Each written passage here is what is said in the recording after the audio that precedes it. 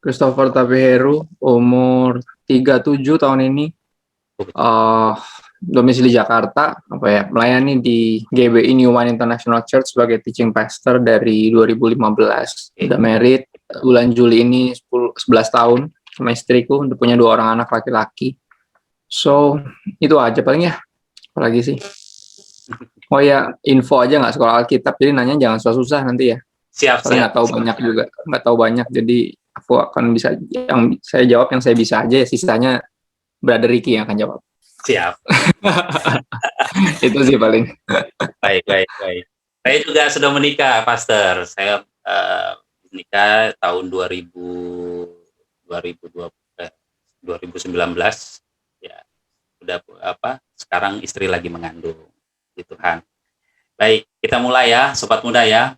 Jadi Pastor, kita punya tema tahun ini di Kebaktian Pemuda Sesumbaksel, Generation Find the Way, ya, generasi yang menemukan jalannya. Nah, tujuannya agar anak-anak muda ini menemukan jalan yang benar, yang sesungguhnya, menemukan kebenaran yang sesungguhnya di dalam Tuhan, baik itu melalui tindakan mereka ataupun melalui pikiran-pikiran mereka.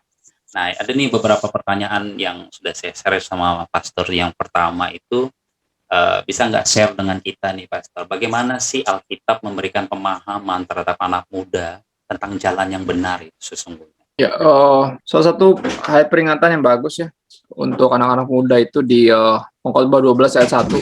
Salah satu yang saya suka, dibilang ingatlah akan penciptamu pada masa mudamu atau sejak masa mudamu. Bahasa asli bilang seperti itu. Sebelum tiba hari-hari yang malang dan mendekat, tahun-tahun yang kau katakan tak ada kesenangan bagiku di dalamnya. Jadi kitab firman Tuhan mengingatkan kita melalui pengkhotbah bahwa kita harus mengingat pencipta kita ini justru sejak muda, karena yang melupakan Tuhan dari muda pasti akan selamanya melupakan Tuhan sampai dia tua.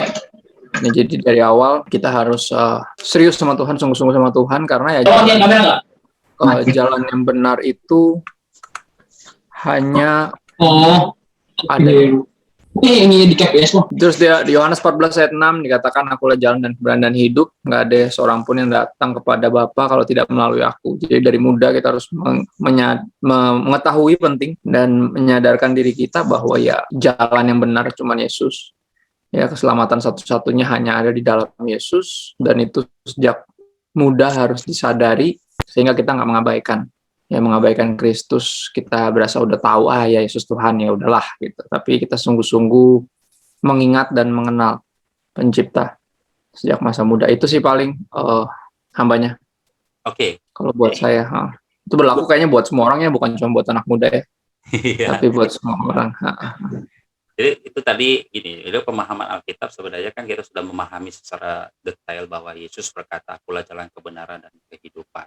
So, apa sih yang sebenarnya yang kurang dipahami oleh anak-anak muda tentang konsep Alkitab yang berkata tentang kebenaran ini sesungguhnya, Pastor? Ya, rata-rata orang tuh berpikir yang penting jadi orang baik pasti masuk surga gitu. Itu asumsi sederhananya. Dan semua orang berpikir dia cukup baik. Dan agama seringkali malah memperburuk keadaan demikian. Kita malah makin percaya bahwa kita ini bisa cukup baik dan lumayan baik dan bisa nyelamatin diri kita sendiri. Sehingga kesadaran terhadap butuhnya juru selamat itu sangat rendah. Karena kita pikir, gue lumayan baik lah dibanding teman gue. Masa sih gue gak masuk surga gitu. Dan kenyataan ini yang seringkali mengganggu dari awal, salah kaprah. Makanya menarik ya, Alkitab mencatat ada seorang muda yang kaya dan religius saleh datang ke Yesus, terus dia nanya, guru yang baik, apa yang harus saya perbuat biar saya bisa masuk surga, memperoleh hidup yang kekal? Terus Yesus nggak langsung jawab pertanyaannya. Yesus lurusin dulu pemahamannya. Dia bilang, kenapa kamu panggil saya baik? Nggak ada yang baik cuma Tuhan. Ya. Yesus ngomong gitu bukan karena dia nggak baik. Yesus baik, makanya dia bisa jadi penebus dosa karena dia tidak berdosa. Dia ngomong gitu karena orang ini berpikir dirinya ini cukup sama-sama orang baik kayak Yesus. Ngerti gak? Okay. Ada satu pemahaman salah di kepalanya, langsung diberesin. Dan ini orang dikatakan orang muda ya, orang muda yang kaya. Jadi ini dari muda kita harus menyadari bahwa nggak ada yang baik cuma Tuhan. Ya, dari situ baru dia kasih tahu. Dia coba pancing pakai agama. Dia bilang 10 hukum Taurat. Dia bilang, aduh sorry nih bukan mau sombong ya, cuman dari kecil saya udah bikin itu semua. Oke, ya udah kurang. Ada satu yang kurang. Artinya apa? Agama nggak bisa nyelamatin. Karena Yesus sendiri yang keluar dari mulut dia bilang masih ada yang kurang. Walaupun kamu melaksanakan semua perintah Tuhan menjauhi larangannya, masih ada yang kurang. Yang kurang adalah apa? Kamu jual semua yang kamu punya. Ya hasilnya bagi ke orang miskin. Baru datang kepada saya dan ikut saya. Jadi seringkali kita itu berpikir gitu, yang penting saya udahlah kita ikutin peraturan agama udah pasti selamat. Yesus bilang masih kurang. Dan kalau Tuhan Yesus cuma ngomong jual semua yang kamu punya kasih orang miskin, seolah dia membenarkan pandangan bahwa kita bisa selamat karena sedekah, karena apa yang kita kasih ke orang, perbuatan baik kita, gitu. Bantuan sosial yang kita bisa bantu, pertolongan kita ke orang. Tapi enggak, dia nggak berhenti di situ. Dia jual semua yang kamu punya kasih orang miskin, baru kemari dan ikutlah saya. Jadi kemari dan ikut saya, karena nggak ada keselamatan di luar saya, kan gitu. Iya. Cuman ternyata orang ini pergi dengan sedih. Kenapa? Karena ya kerap kali agama gagal menyingkirkan berhala dalam diri kita. Bagi orang ini berhalanya kekayaannya. Bagi orang lain mungkin ada yang bucin gitu ya, pacarnya, terus apapun itu yang terikat, hobinya atau apa kecanduannya yang lain gitu. Ya mainly biasanya berhala dalam hidup kita ini yang bikin kita nggak bisa ikut Tuhan sungguh-sungguh adalah diri kita sendiri. Kita nggak rela melepaskan atau kehilangan diri kita sendiri. Padahal Yesus bilang justru barang siapa kehilangan nyawanya karena aku dan karena Injil, justru dia memperolehnya. Kristenan kan dipenuhi paradoks ya.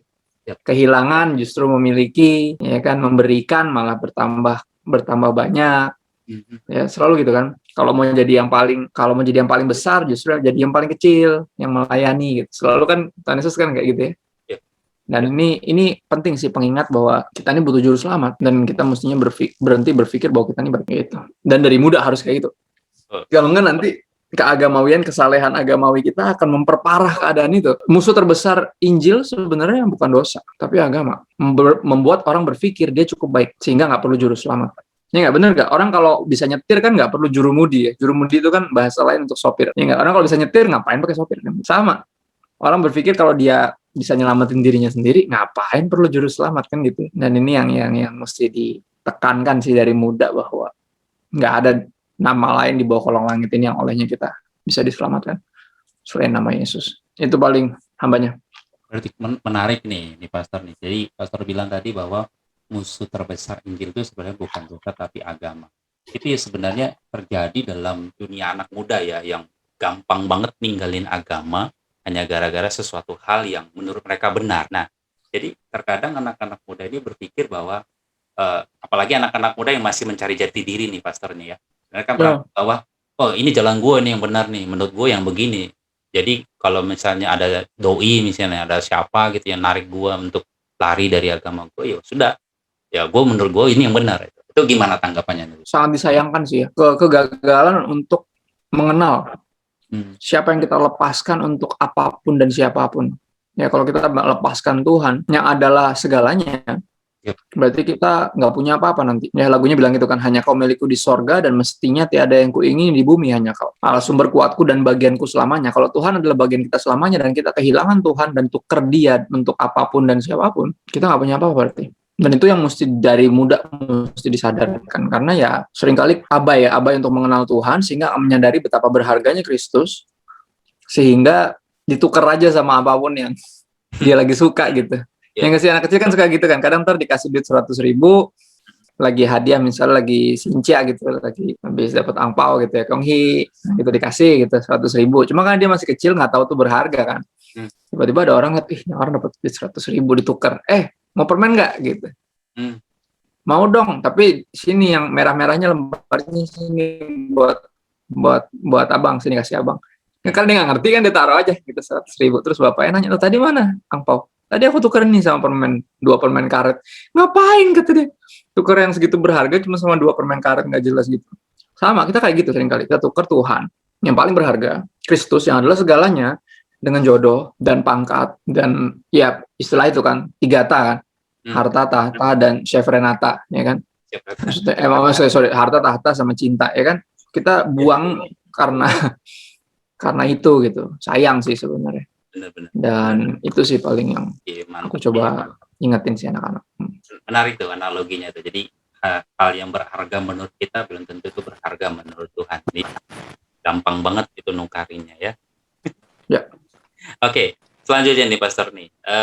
Tadi kan berbicara tentang apa yang dipahami Alkitab, lalu kenapa anak-anak muda sering sekali melenceng dari pemahaman Alkitab.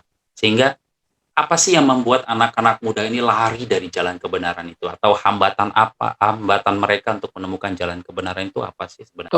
Pertama seringkali mengira ada jalan yang lain. Jadi bahwa Yesus ini bukan satu-satunya. Kita bisa siapa aja, yang mana aja, yang penting lu baik gitu ya. Terus berikutnya itu biasanya lari dari jalan kebenaran biasanya karena tadi godaan gitu ya, godaan dunia.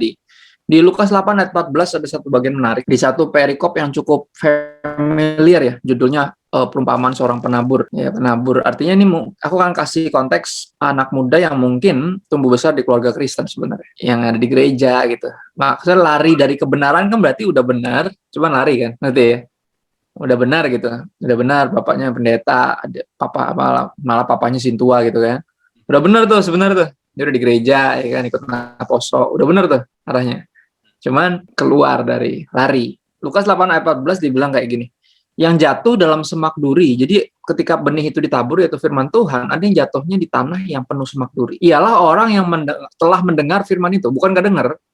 Artinya dia dengerin khotbah, mungkin ibadah online, bahkan udah onsite gitu ya, bahkan pelayanan di gereja, dia dengar. Ya, tapi dalam pertumbuhan selanjutnya mereka terhimpit oleh kekhawatiran dan kekayaan dan kenikmatan hidup. Sehingga mereka tidak menghasilkan buah yang matang. Jadi seringkali lari dari jalan kebenaran karena kehidupan ini ada tekanannya, ya antara kekhawatiran karena pengen mendapatkan seluruh dunia, kekayaan tadi, godaan itu, dan kenikmatan juga tadi. Ya 3 tadi, rata-rata lari dari kebenaran karena itu sih biasanya. Ya berapa perempuan di umur-umur udah mulai ada yang naksir gitu, lepasin Yesus cuman gara-gara ada yang suka sama dia, karena seumur hidup belum pernah ada yang suka sama dia gitu. Jadi sekali ada yang suka langsung norak gitu. Jadi Yesus ditinggalin, dibuang, cuman buat sama yang naksir-naksir doang. Aku selalu ingetin dari usia remaja gitu, untuk ingetin bahwa hey, kalau ada yang naksir-naksir doang tuh gak usah norak, saya bilang. Ya, karena ada yang udah mati buat kamu. Masa yang mati buat kamu tukar sama yang buat yang naksir-naksir doang? Kan rugi. Kayak nuker 100.000 sama 2 pemain karet tadi gitu loh. Yang bener aja gitu. Kadang itu yang mesti diingetin, karena emang rasanya, sensasinya ketika beralih dari remaja ke pemuda tuh udah mulai diterima sama teman-teman, mulai ditaksir orang, ya mulai dapat spotlight gitu. Itu enak. Kalau ntar kalau zaman sekarang tuh udah mulai followernya udah mulai nambah, terus udah mulai viral gitu. Akhirnya suka kebawa gitu sama semua ini gitu. Akhirnya ya jalan kebenaran itu kita menyimpang darinya. Nah, berkaitan dengan hambatan itu kan tadi kenapa? Apa yang membuat anak-anak muda lari dari jalan kebenaran? Atau hambatan apa untuk menemukan jalan yang benar?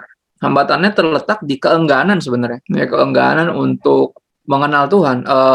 Hosea 4 ayat 6 kalau nggak salah.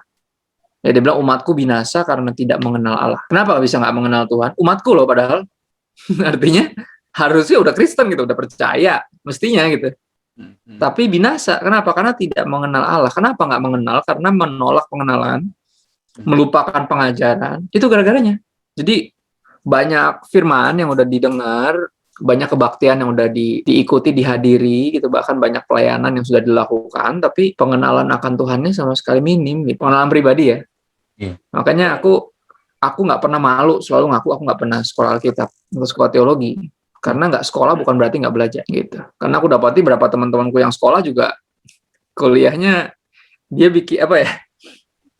Dia juga nggak dapat apa-apa sebenarnya gitu. Beberapa sarjana kopas gitu, kerjanya copy paste ya kan. Terus beberapa cuman nyiapin khotbah karena baca Alkitab cuma buat nyiapin khotbah karena mau pelayanan. Gitu. Sayang buat saya loh. Ini tuh yang utama tuh pengenalan akan Kristus. Dari sana kalau kita mengenal Tuhan dengan baik, kita akan dengan mudah bisa memperkenalkan dia ke orang lain. Gitu. Ya, jadi kalau apa yang saya lakukan adalah saya sederhana berbagi. Ya, apa yang saya kenal tentang Tuhan, hubungan saya dengan dia, pengalaman saya dengan dia. Nah, itu yang saya bagiin di sosial media. Itu semua quotes-quotes yang saya buat, misalnya kalau teman-teman follow ya, itu pertama tuh negur saya dulu, nampar saya dulu, menyinggung saya dulu, nyindir saya dulu. Ya, baru saya taruh di situ biar semua orang tuh terberkati lah sama kayak saya, tersindir juga, ya tertegur juga, gitu, tertampar juga. Jadi sesederhana berbagi sebenarnya. Itu sih paling hambanya. Kalau menurut saya sih hambatan sama kenapa sih orang biasa lari dari kebenaran. Lalu apakah benar nih di zaman era modern begini ya, anak-anak muda kan sudah berkecimpung di dunia sosmed ya, game segala macam lah. yang Hmm. jarang kita temui. Banyak anak-anak muda juga ya sibuk dengan gadgetnya daripada dengerin khotbah. Itu apakah itu salah satu hambatannya atau bagaimana, Pastor? Kalau kita ngelihatnya demikian, kita gagal ngelihat bahwa pada akhirnya sosial media ini, saya ambil kesimpulan gitu ya, sebagai orang yang penggiat gitu. Penggiat sosial media, bahkan bertumbuh besar dengan internet saya. Yap. Internet tuh mulai masuk tuh tahun 96. Indonesia 95-96 tuh. Nah, di situ saya lagi kelas 6 SD. Jadi saya tuh tumbuh bareng internet sebenarnya. Ya era-era warnet, era-era yang begitu-begitu. Terus semuanya tuh sosial media saya coba, dari chatting-chatting, ngobrol-ngobrol, kan zaman MIRC dulu namanya, MIRC. Iya, ada tuh. Tumbuh bareng, kan ada Friendster, terus Friendster, ada ya. Facebook, ini kan terus Twitter, dari Twitter ada Path, terus geser dikit Instagram, sekarang udah ada TikTok gitu kan. Saya mentok sampai Instagram sama Facebook. Tumbuh besar dengan sosial media, internet. Saya percaya bahwa internet ini sebenarnya kaki dian zaman sekarang. Jadi ketika kita ngelihatnya lebih ke keancaman dibanding potensinya, kita kelewatan satu hal besar gitu loh. Karena orang selalu ngeliat kayak, wah ini kalau dibiarin gini terus, kalau gereja online terus, nanti pas gereja udah bisa onsite pada males, udah kebiasaan online. Hey, buka mata lah. Sebelum zaman online church juga onsite-nya cuma udah males. Males mah males aja. Di alasan aja. Bener gak? Iya, bener. Bener, males mah males aja, bener gak?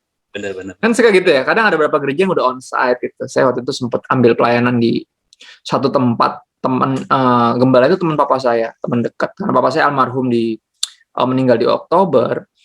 Nah, salah satu pengerja gereja itu sama hamba Tuhan saya kagumi juga, dia bantu kita waktu itu sediain keyboard, sediain ampli untuk penghiburan kan. Nah, karena nggak enak dan ini gembalanya teman papa saya bilang ya udah saya ambil deh pelayanan cuma satu tuh saya ambil sepanjang pandemi itu.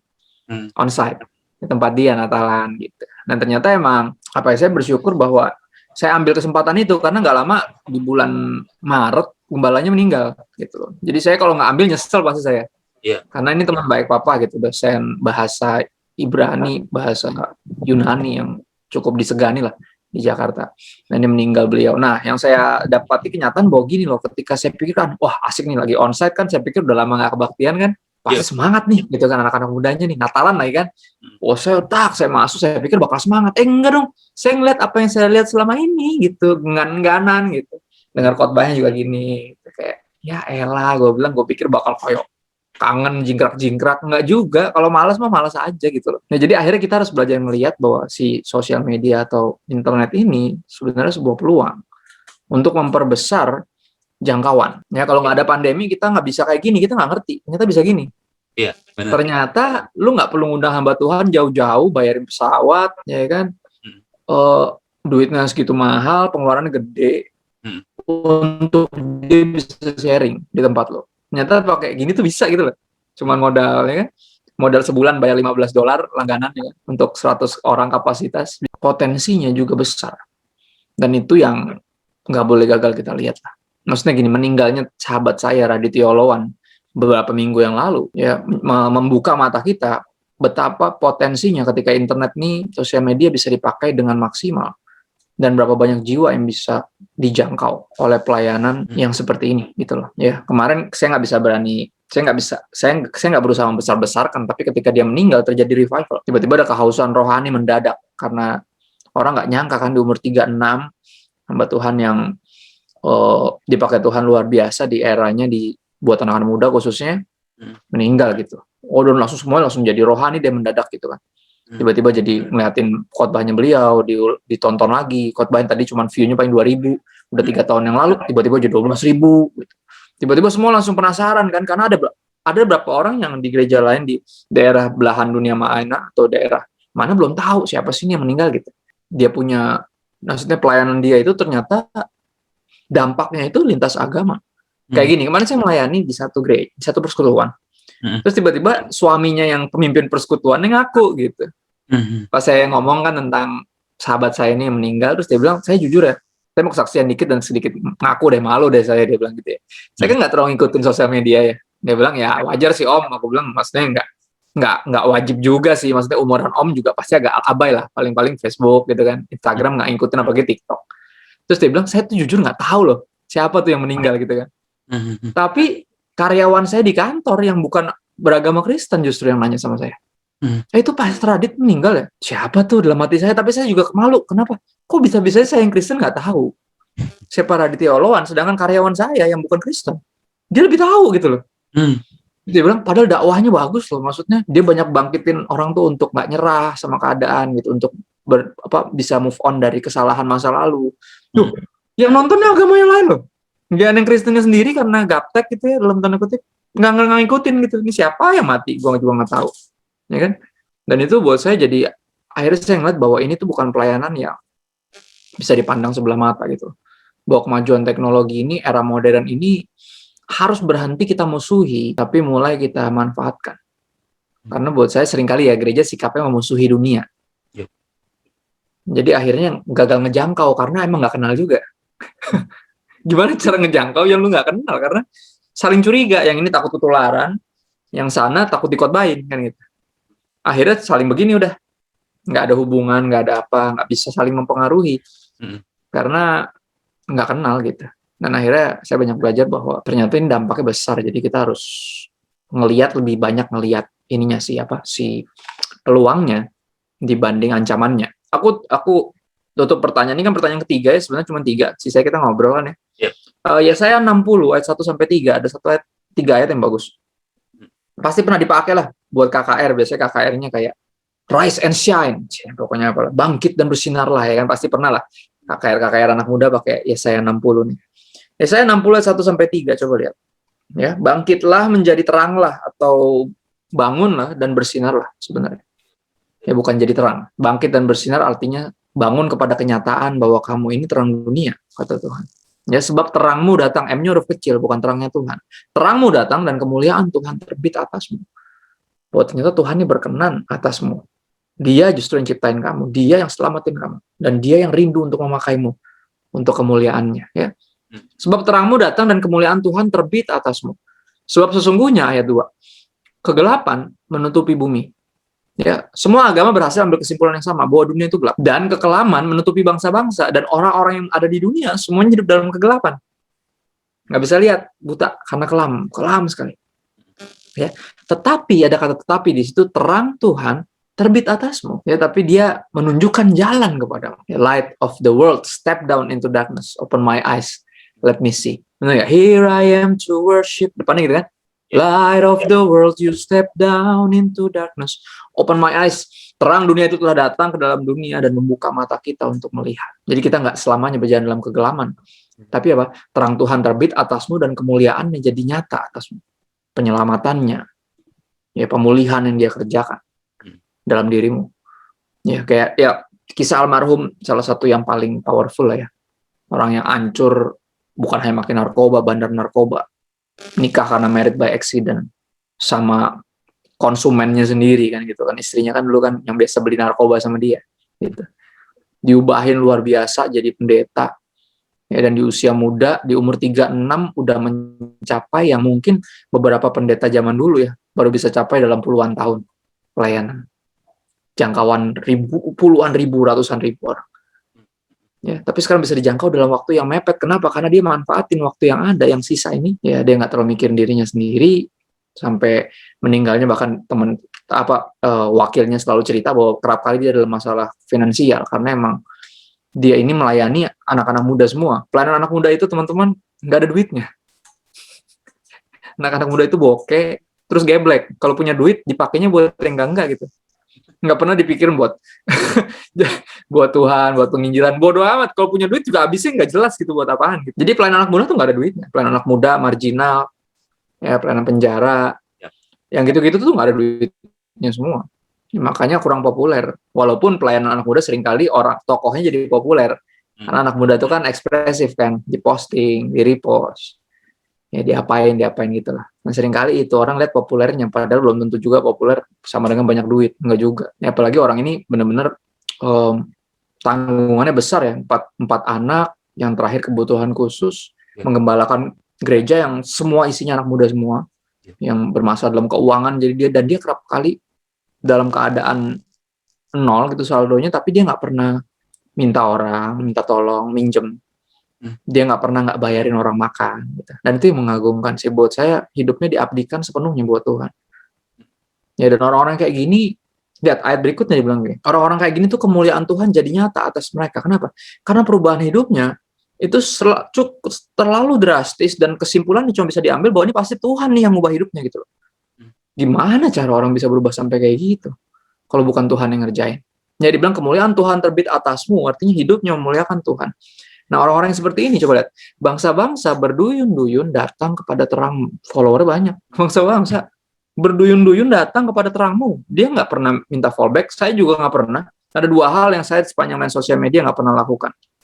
Ya, saya minta fallback sama beli followers. Dua hal itu saya nggak pernah lakukan. Karena sederhana aja buat saya, kalau emang postingan saya memberkati, orang pasti follow. Belum minta dia fallback. Apalagi beli follower. Siapa yang kita tipu, ya nggak? Pertanyaannya selalu apa? Kalau udah mulai ke media sosial, bukan berapa banyak follower lo, tapi lo membawa mereka kemana. Yang meninggalnya temanku meyakinkanku bahwa ini tuh potensi yang besar. Kita hidup di era paling enak sebenarnya. Aku yakin para rasul zaman dulu berharap bisa hidup di era kita. Nggak perlu jauh-jauh naik onta, jalan kaki, naik keledai, karam kapal, ya kan? Posting aja. tinggal copy link doang, terus dikirim. Gitu doang udah. Injil kesebar.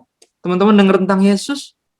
Ya, orang nggak perlu dipaksain undang-undang datang ke gereja. Gerejanya tinggal dikirim nih kebaktian hari ini. Gitu. Ya ampun. Mereka berharap hidup di era kita, tapi ya tadi akhirnya distraction-nya juga banyak ya. Banyak pornografi, banyak video games, banyak drakor gitu kan yang kayaknya terlalu sayang untuk dilewatkan, Kak. Iya kan? Jadi akhirnya sayang gitu, kita punya potensi besar hidup di era paling enak dulu, zaman dulu coba ya, bener gak? Ini kan dosen ya, Brother Ricky ini kan dosen ya.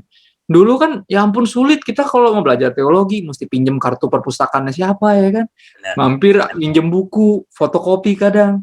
Sekarang ya ampun buku-buku bentuknya PDF, tinggal di copy paste, kuliah dari rumah, nggak usah ke kampus. Bener, hidup udah era paling enak sebenarnya. Tapi ya tadi, kalau kita nggak mengenal siapa yang kita sembah sejak masa muda, kita akan sia-siakan masa muda sama kayak orang-orang yang lain. Ya berapa YouTuber mulai menyadari bahwa apa yang mereka lakukan ini nggak akan bertahan. Ya makanya mulai buka usaha makanan, ya kan? mulai jadi manajer gitu. Karena tahu nih ini nggak bakal lama gitu loh. Kalau dapat duit banyak tuh ya jangan habis buat beli mobil yang bisa nyetir sendiri, ya kan? Terus beli sepatu mahal, nggak, ya ampun nggak ada gunanya. Mereka mulai pinter tuh. Langsung mulai mikir nih, nggak lama lagi nih, gue udah bingung nih mau bikin konten apa. Tapi mumpung follower gue masih banyak nih, gue bangun usaha gitu. Nah itu yang cerdas. Nah kalau anak-anak dunia bisa cerdas gitu, kenapa anak-anak Tuhan malah masih sibuk jadi konsumer bukan produsen gitu. Kita ini sebenarnya bisa jadi produsen dari kebenaran yang kita proses dan kita bagikan dengan cara kita. Itu sih, dan anak muda sebenarnya bakatnya banyak, talentanya banyak, ya semangatnya tinggi, energinya lagi kuat-kuatnya. Tapi ya tadi seringkali ke distract sama dunia ini dan iblis ya. Iblis kan namanya juga licik ya. Licik itu kan artinya ya licik lah ya. Gitu sih paling aku coba jawab 3 pertanyaan ini dulu. Oke, terima kasih Pastor.